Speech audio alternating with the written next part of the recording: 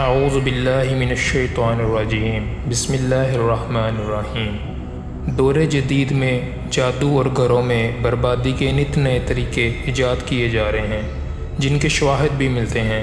اس وقت پوری دنیا ایک گڑیا سے بہت پریشان ہے۔ اس گڑیا کا نام ہے لبوبو ڈال۔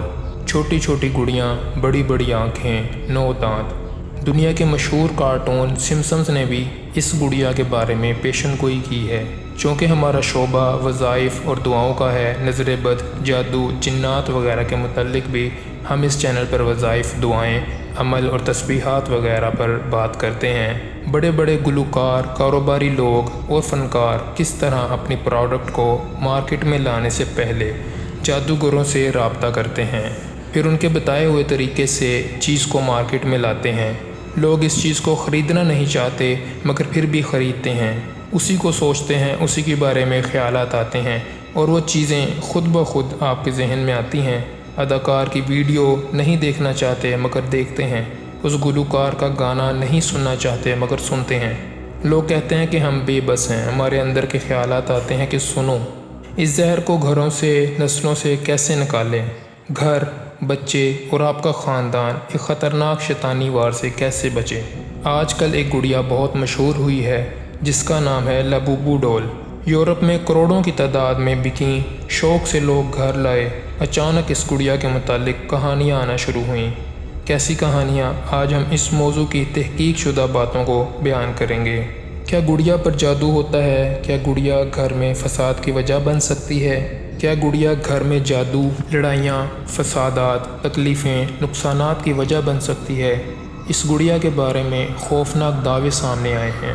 لوگ کہتے ہیں اس گڑیا کا تعلق شیطانی قبضے سے ہے، اور جن لوگوں نے اس گڑیا کو خریدا اور ان کی شکل سامنے لائے ان کے ساتھ عجیب و غریب واقعات سامنے آئے۔ کیا ان میں کوئی سچائی بھی ہو سکتی ہے؟ آئیے نظر ڈالتے ہیں ان حقیقی کہانیوں پر جو آپ خود بھی انٹرنیٹ پر سرچ کر سکتے ہیں۔ فلپائن کی ایک خاتون کے مطابق جیسے گڑیا گھر میں لائے اس کے ساتھ عجیب و غریب واقعات ہونے لگے۔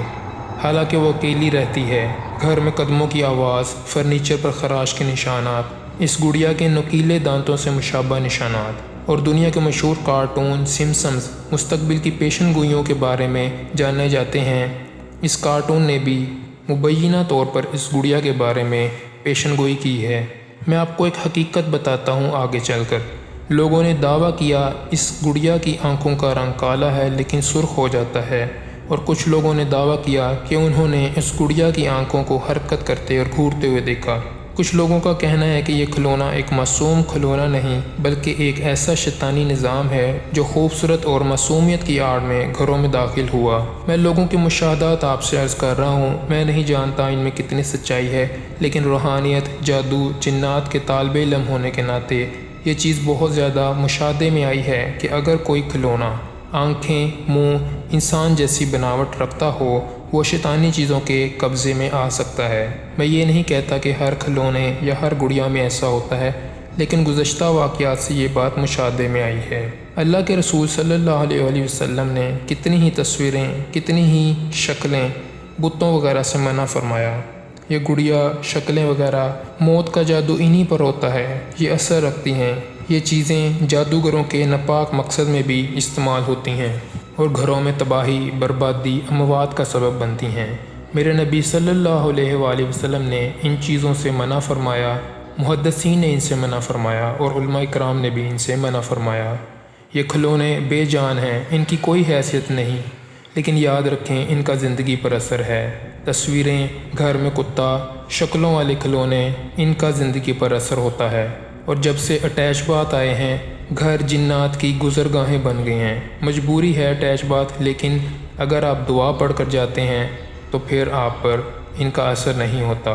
گھروں میں عورتیں ننگے سر نہ رہا کریں، گھروں میں قرآن پاک کی تلاوت کیا کریں، اور بے نمازی گھر میں نہ ہو۔ جس گھر میں بے نمازی ہو اس گھر میں جنات اور شیطانی طاقتیں زیادہ اثر کرتی ہیں۔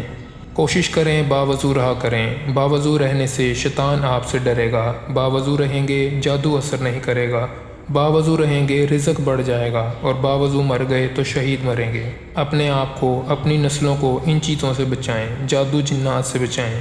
اگر نہیں بچائیں گے تو گھروں میں لڑائیاں ہوں گی، فسادات ہوں گے۔ ایک وظیفہ آپ کو دے رہا ہوں، یہ پڑھا کریں، یا اول الاولین و یا آخر الآخرین و یا ذا القوۃ المتین و یا راحم المساکین و یا ارحم الراحمین۔ یہ 5 بول ہیں۔ جو بندہ ان کلمات کو دن میں 3 مرتبہ پڑھ لے، مصیبتوں سے، پریشانیوں سے، حادثات سے محفوظ ہو جاتا ہے۔ اللہ کا ذکر کیا کریں، گھروں میں، دکانوں میں، چلتے پھرتے اللہ کو یاد رکھا کریں۔ اللہ ہم سب پر اپنا رحم فرمائے۔ اللہ ہماری اور ہماری نسلوں کی ہر طرح کی مصیبت سے حفاظت فرمائے۔ آمین۔